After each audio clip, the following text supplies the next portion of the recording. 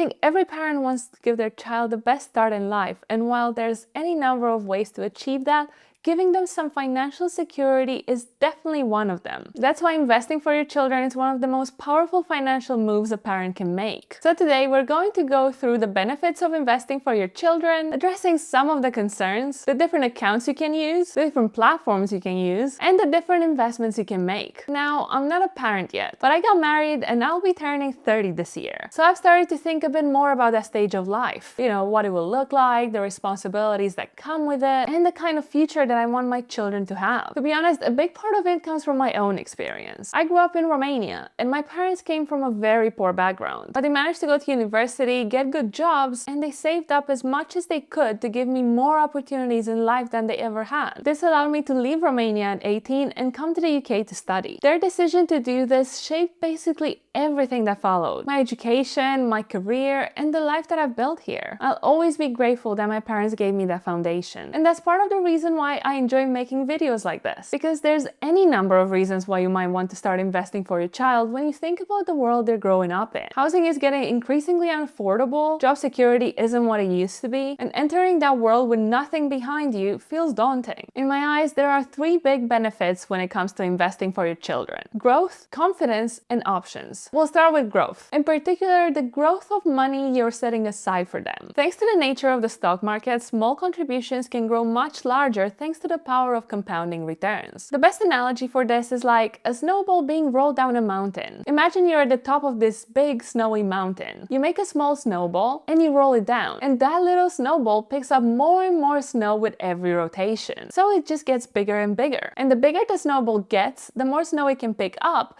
and the faster it grows in size. And if you're regularly adding more snow to your snowball too, well, it will get even bigger, even faster. Investing is exactly the same. You start with an initial investment, hopefully make some profits, and then any profit that you make also has the potential to earn additional profit in the future. That's why investing over long periods of time is such a powerful way to grow your money. For example, if you invested £50 a month from birth until 18, your child could end up with over £21,000. Assuming an inflation-adjusted return of 7% a year, which is roughly what the global stock market has averaged over the past few decades. If you double that to £100 a month, you're looking at more than £40,000. And if they keep it invested until their mid-20s, the final value almost doubles. Starting later works too. Putting in £100 a month from age 5 could still give them over £25,000 by the time they hit adulthood. And this is all in today's money because we're allowing for the impact of inflation. These numbers show that consistency and time matter more than size. The earlier you start, the more you can get time to do the heavy lifting. The next benefit is confidence, because it's not just about the money. If you involve your child in the process, it can teach them a lot about saving and investing from a young age. A lot more than we were taught, at least. You can show them the account, explain that the money is invested in companies like Disney, Apple, or YouTube, and then let them watch it grow. By normalizing investing, you'll be giving them the financial confidence that most people don't develop until their 30s or 40s at the earliest. So instead of panicking the first time the market drops, they'll already understand that it's just part of how investing works. The final benefit is options. When your child eventually gets access to these investments, a pot of money means choices. They might use it to help get them through university, or take a gap year, or save it for a deposit on their first home. But it gives them flexibility too. For example, it might allow them to take an internship that pays less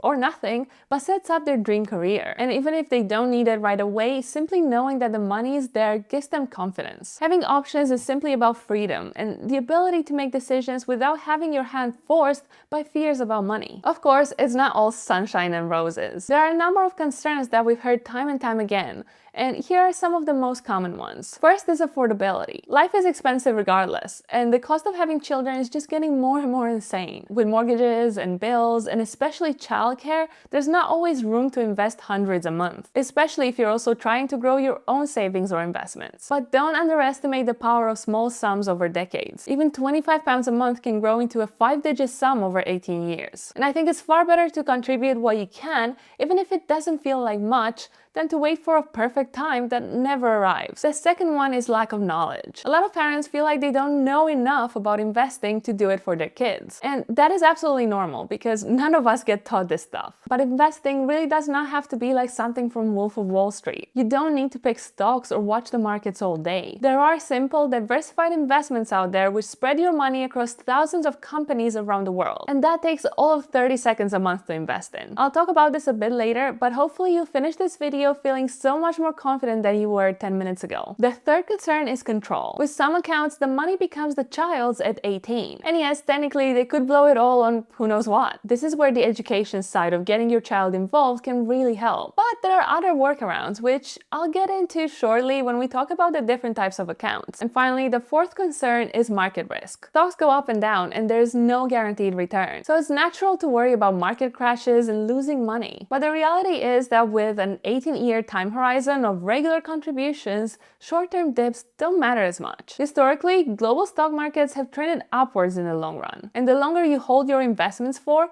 the greater the chance of coming out with a profit. So while cash savings feel safe, your child will ultimately be losing out to inflation. Now that we've gone over some background and pros and cons of investing for your children, let's move into the practical side. Starting with the three main types of accounts you can use. First up, there's the Junior Stocks and Shares ISA. You can add up to £9,000 a year and any growth is tax-free, so nobody will have to worry about paying capital gains or dividend taxes. Also, it's locked until age 18, then it converts into an adult ISA in their name. I'd say this is the most common and popular approach. The tax benefits are great, it's simple to set up, and anyone can contribute to it. So not just you, but also maybe grandparents or aunts and uncles and even family friends. But one fear a lot of parents have is that once your child turns 18, the money is legally theirs. Another option is a junior SIP, which is basically a pension account for your child. You can contribute up to £2,880 a year, and the government will give them 20% tax relief, bringing the total up to £3,600. Because it's a pension, it will be locked away until a certain age. Currently, this is 55, but it will change to 57 by April 2028. And realistically, it will be higher when your child is close to retirement. With this account, you get the benefit of insanely powerful compounding over decades.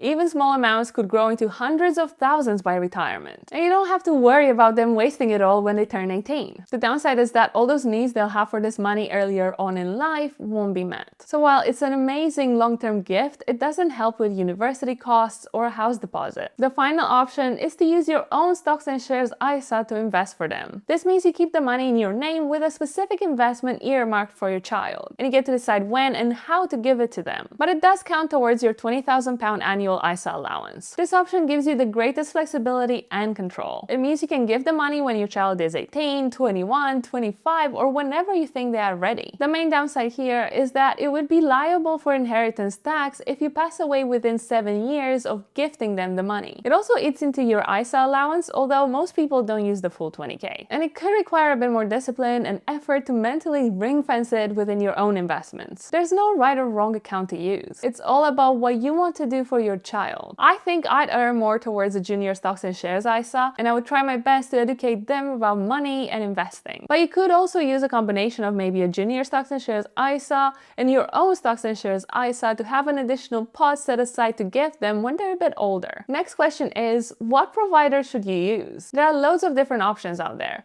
But here we'll focus predominantly on Junior Stocks and Shares ISA providers that we think look good. There's Hargreaves Lansdown, a big name in the investing space here in the UK for decades. While its offering for adults isn't ideal due to higher and more complex fees than newer competitors, it actually has a great junior ISA. There is no account fee, which is very unlike them, and they have a wide choice of funds, ETFs, and shares. Fidelity is a similar platform, being a well-respected name with no platform fees for a junior ISA. For both of these platforms, I believe the minimum investment is either a lump sum of £100 or £25 a month, both of which seem pretty reasonable. And it's worth noting that all these details on the platforms are true at the time of recording. They can change over time, so that's worth being aware of. Vanguard is another great option, being one of the most well-respected names in the space. You can only invest in funds on this platform, but that's not necessarily a bad thing. It does have an annual account fee of 0.15%, but that's still relatively low cost for one of the most reputable providers providers around. Finally, there's a more modern provider in Moneybox. They let you invest from as little as £1, but they do have a 0.45% annual account fee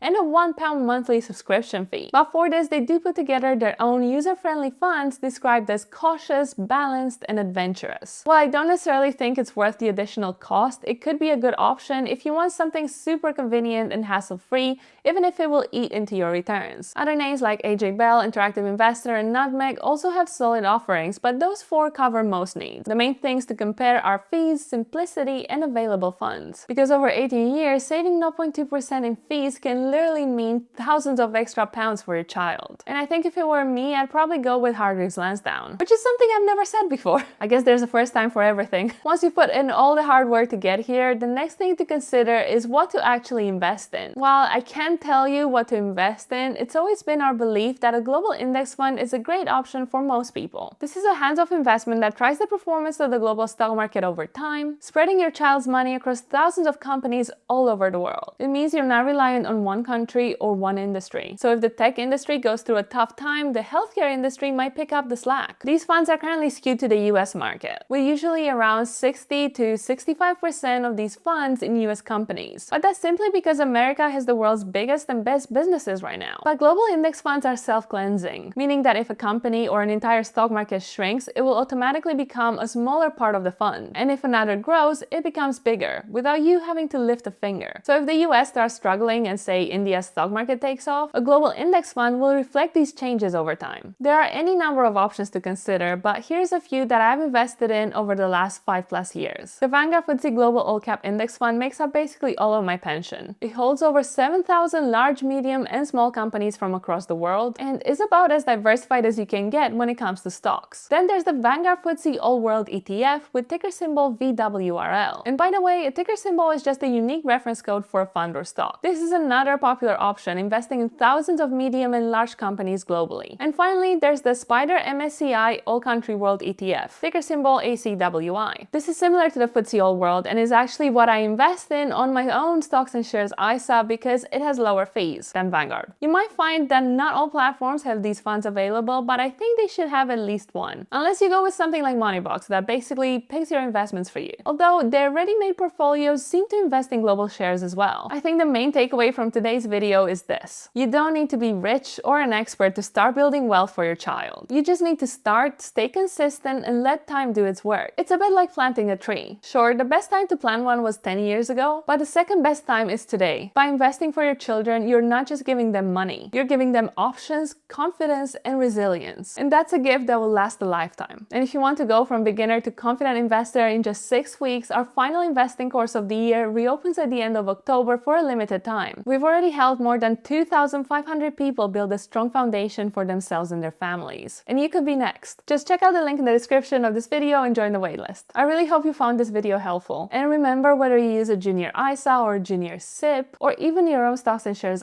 ISA, the most important step is just to start. And if you like this kind of content, be sure to like this video and subscribe for even more. Thank you so much for watching, and I'll see you next time.